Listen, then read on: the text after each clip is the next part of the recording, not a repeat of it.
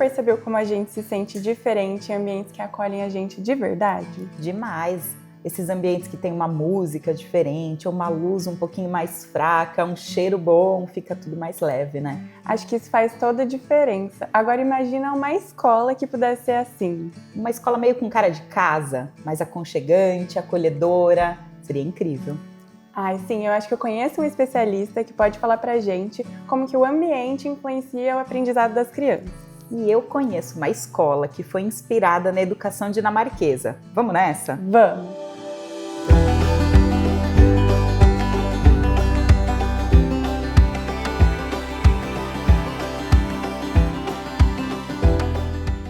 Aline, a gente se conheceu lá atrás, acho que em 2018, você tinha acabado de voltar da Dinamarca e eu tinha filhos bebês. E eu lembro de conversar com você e assim abrir um portal na minha mente de novas possibilidades de infância, né, de educação formal da escola e também de pais e mães, né?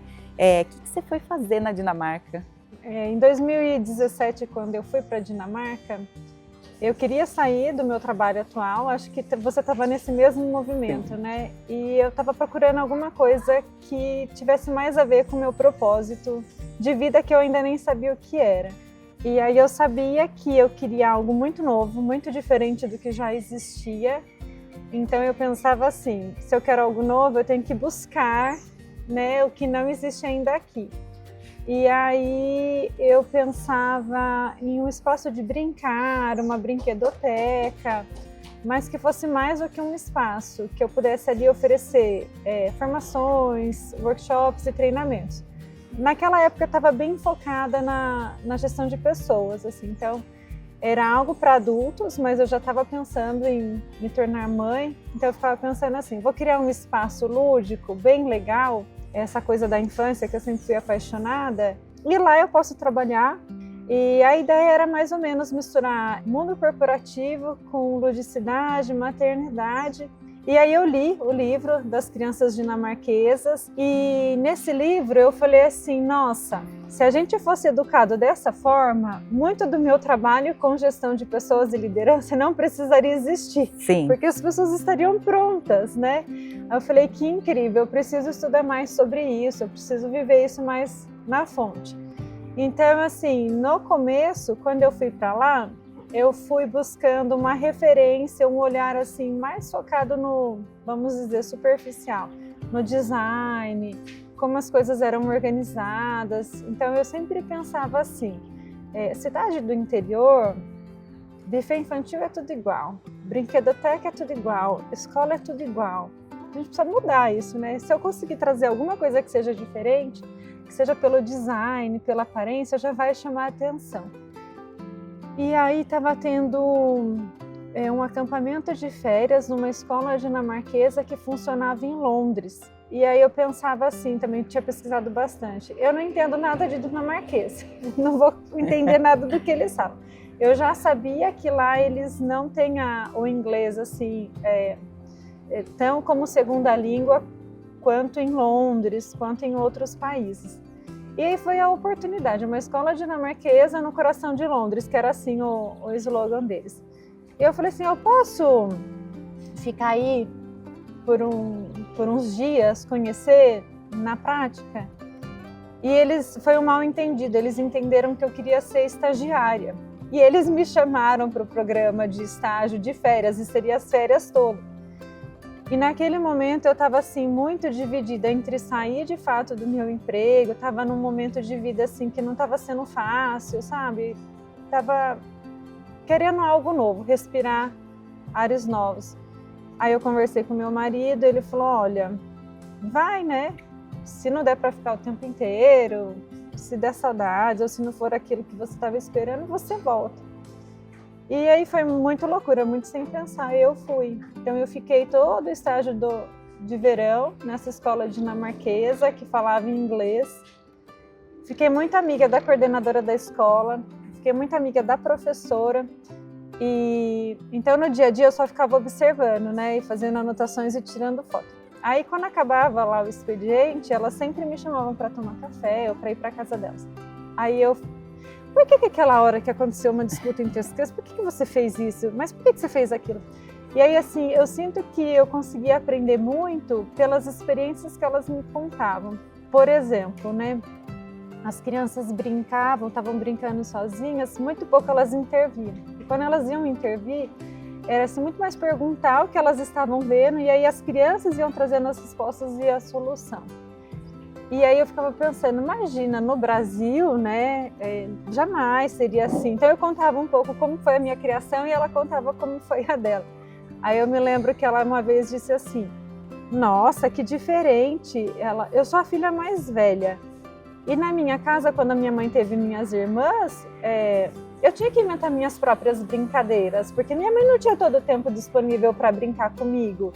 E aí um dia eu estava lá, incomodando a minha mãe, ela tinha outras coisas para fazer, e ela falou assim para mim, Tina, crianças que não são tão inteligentes, não são tão espertas, precisam de alguém para falar do que brincar. Crianças inteligentes arrumam a própria brincadeira. Eu falei, nossa, que cruel, sua mãe falou isso. Ela falou, mas foi aí que eu comecei a inventar minhas próprias brincadeiras e me distrair. E depois, né, comecei a brincar com as minhas irmãs, porque minha mãe também tinha outras tarefas. Às vezes aqui a gente tem essa sensação de que sempre tem que estar entretendo, né? Então a mãe que não sente e brinca o dia inteiro é uma mãe relapsa, ou então que não tem 1000 opções de brinquedos que entretém o tempo todo, essa criança vai ficar sem ter o que fazer, né? Enfim. Sim, e aí esse pequeno exemplo, assim, me trouxe alguns insights. E eu comecei a perceber coisas que eu não queria replicar e coisas que eu queria trazer, não só em termos de negócio, mas em termos, assim, de filosofia de vida. E aí isso tem muito a ver com a filosofia deles, né? O Ruga, que eles falam, você encontrar dentro de você aquilo que faz sentido, aquilo que te deixa confortável, e não ir muito pela distração assim do mundo, né? Nos excessos, mega produção, nada contra, né? Mas a pergunta por trás é: para que eu preciso disso? Eu realmente preciso disso? Então faz a gente repensar muito sobre o que a gente faz, a nossa atitude.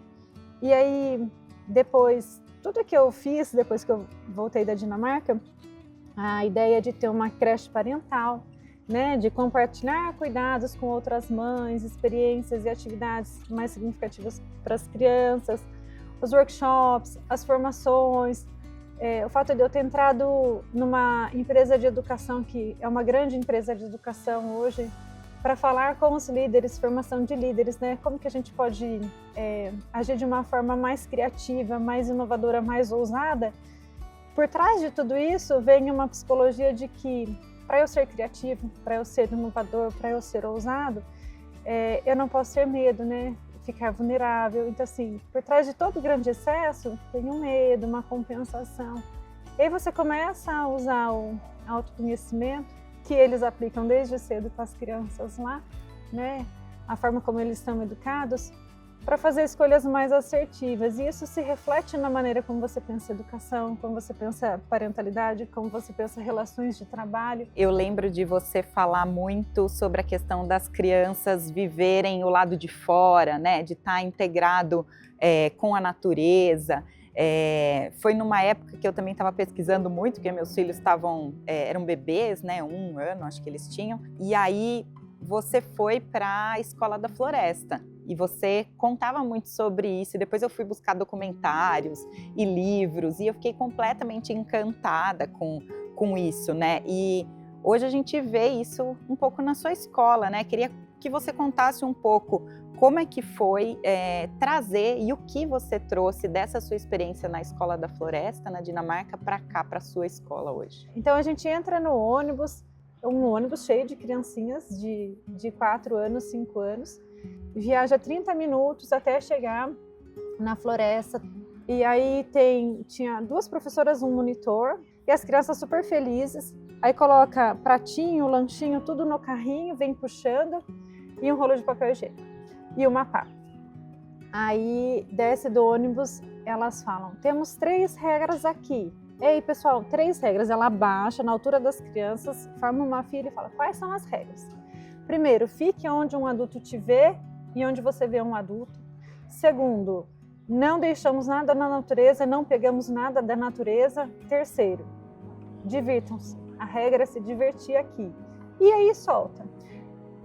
Não tem fila, não tem mão dada, não tem nada disso. Vai um na frente, um atrás, as crianças caminham livremente. Chega lá na floresta, não tem atividade dirigida, não tem cronograma, não tem nada pronto e as crianças estão o tempo todo ocupadas fazendo alguma coisa na floresta, se divertindo, fazendo alguma coisa. Claro que tem os conflitos, fulano não deixou, era minha vez, né? Mas eles estão criando a própria brincadeira, eles estão explorando, eles estão investigando e assim, passa o dia todo, você não vê a hora passar, quando chega tarde. Eles sentam fazer lanche lá, estica a lona, senta, faz o lanche, quando chega tarde volta, entra para o ônibus, eles estão exaustos. Então, muito disso que eu trago aqui para a escola, e que as pessoas questionam, né? Mas não tem um brinquedão aqui? Mas não tem um parquinho? Não, mas para quê? Né? Vou pagar, meu filho vai ficar na escola, não tem nada na escola. Então, entender que o momento de ócio é importante para criar, que as crianças estão imaginando e estão criando as próprias brincadeiras, que a natureza ela serve como grande mestra, né? Então a gente fala que a natureza ela é uma ferramenta de aprendizado para a criança. O estar do lado de fora, todas as observações. Lá na Dinamarca eles têm algo, na escola dinamarquesa de Londres, eles não tinham uma floresta, mas eles tinham um parque bem próximo da escola. E eles não tinham nem parquinho dentro da escola, mas eles caminhavam todos os dias e iam num parque público.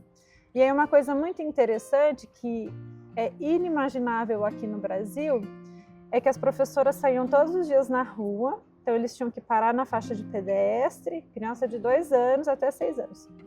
Parar na faixa de pedestre, observar se vinha carro ou não, andar pela calçada. E assim, só o fato de ir até a escola a pé, o parque a pé, era um evento. Eles paravam para observar tudo, mas não existe essa super proteção e nem essas coisas assim todas programadas para a criança, como se a criança não tivesse capacidade de brincar sozinha, como se o natural não fosse ferramenta de aprendizado, como se brincar fosse supérfluo, não fosse importante, não fosse acrescentar e agregar nada na vida da criança.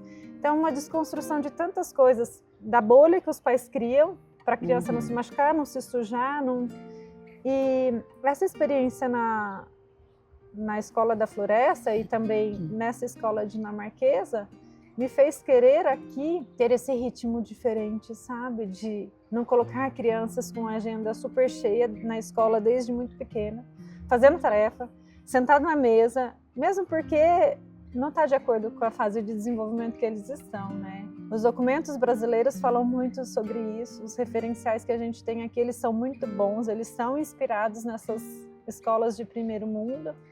E na prática a gente encontra muita barreira para aplicar, seja dos pais, seja do próprio órgão regulador, que ainda não entende, que ainda está com o pensamento lá na escola tradicional, né? E não tradicional do rigor da educação, da excelência, da qualidade da educação.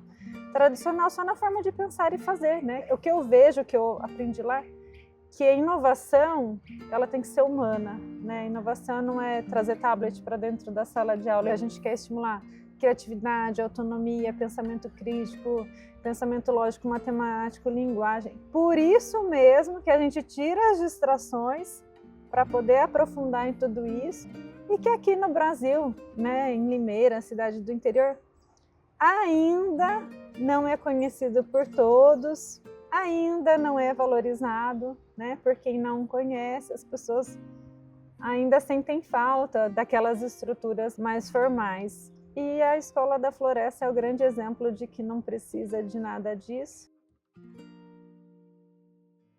Na Dinamarca, por exemplo, o professor ele recebe o mesmo salário de um juiz aqui no Brasil, de um médico. O professor de educação infantil ele precisa ter mestrado, ele precisa ter passado 1 ano fazendo um intercâmbio, tem que ter uma experiência com crianças pequenas.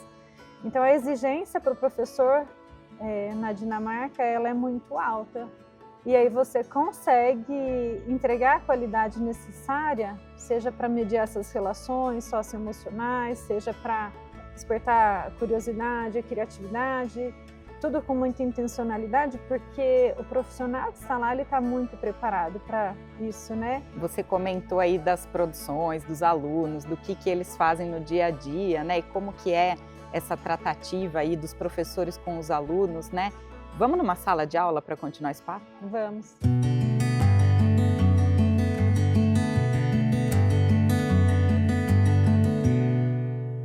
Aline, a gente fala muito de respeitar o ritmo das crianças, né? Cada criança tem um ritmo e eu queria saber como que isso se reflete aqui no dia a dia, como que é um dia comum aqui na escola?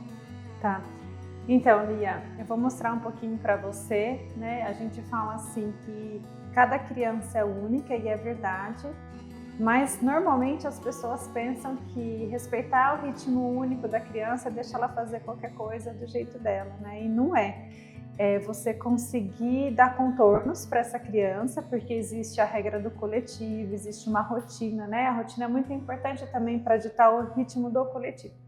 Mas ter essa preocupação especial de entender que cada criança tem uma habilidade diferente, uma forma de ver o mundo diferente e que vai se expressar também na sua individualidade, né? Então, o que a gente não quer, e é o que as escolas fazem, as escolas tradicionais, é apagar o brilho único de cada criança. Pelo contrário, a gente quer ajudar a florescer, a gente quer ajudar a desenvolver. Para isso, né, a gente monta os espaços. Então, assim, tem aquela criança que ela vai ser mais habilidosa nos trabalhos manuais, aquela que vai ser mais habilidosa na comunicação, na oralidade, aquela outra que é o movimento. O meu filho mais velho, por exemplo, a professora brinca, fala que a linguagem do meu filho mais velho é a da natureza. E hoje a gente já sabe que existe uma das inteligências, é essa da natureza. Por exemplo, para mim é muito difícil eu conseguir perceber um passarinho diferente na árvore, eu perceber que aquela árvore deu uma flor, um fruto.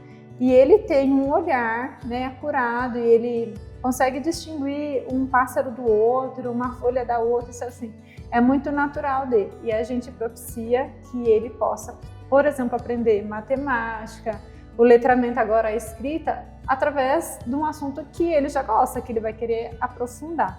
Aqui nessa sala, por exemplo, o que a gente faz, que é inspirado na Dinamarca, é trazer idades diferentes para uma mesma sala. Então, nós temos as crianças maiores com as crianças menores, 4 anos com 3 anos.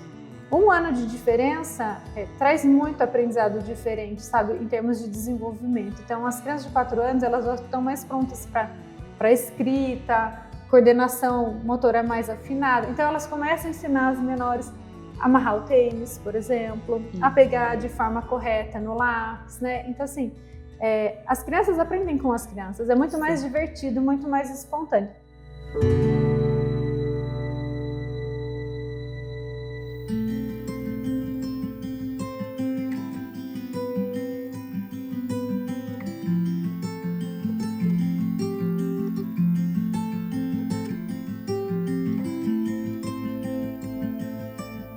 Professor, que legal te encontrar aqui nesse ambiente que traz tantas memórias infantis para a gente falar sobre educação.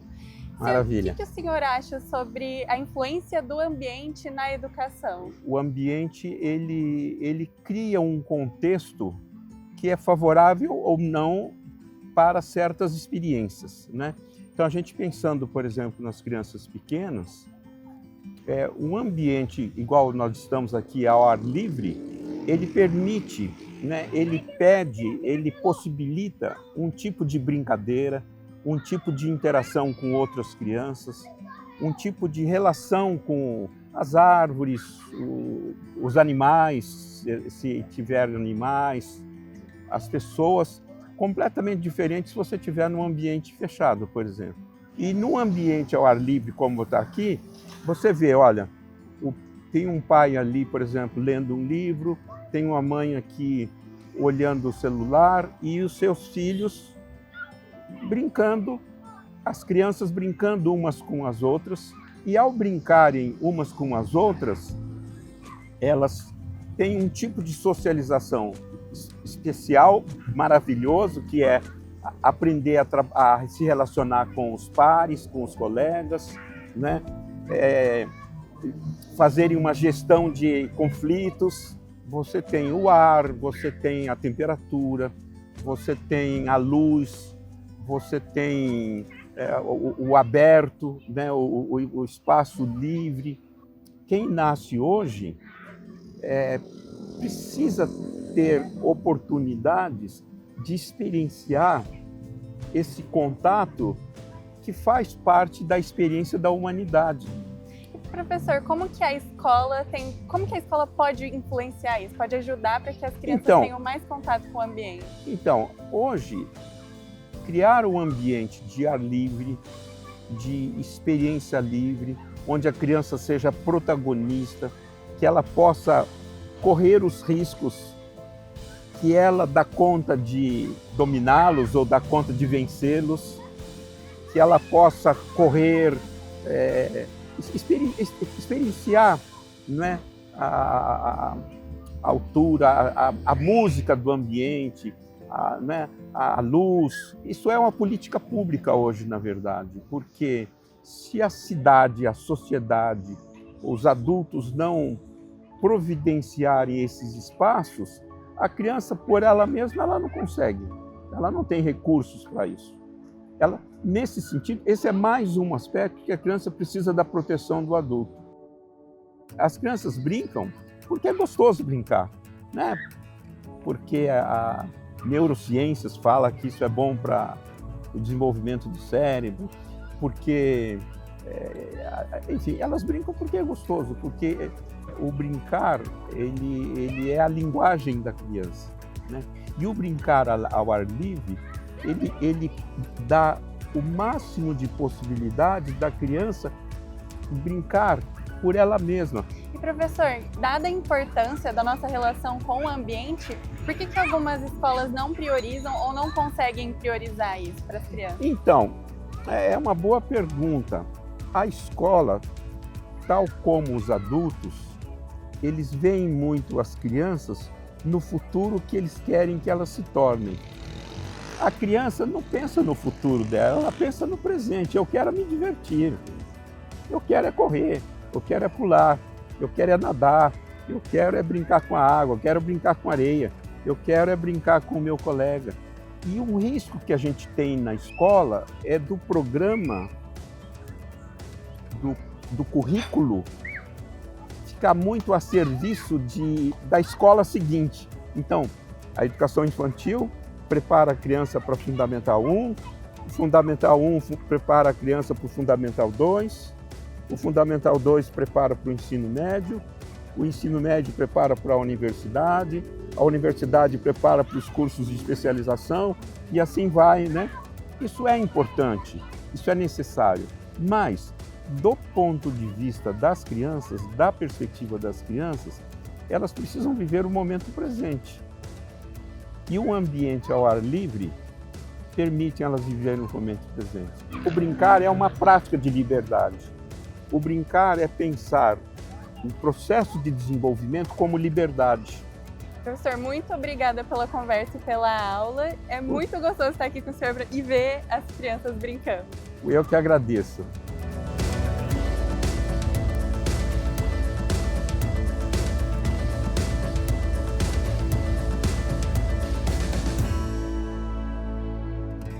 Talvez o X da questão seja entender que toda grande mudança na educação vai partir de uma pergunta bem simples: como você quer ser acolhido para aprender?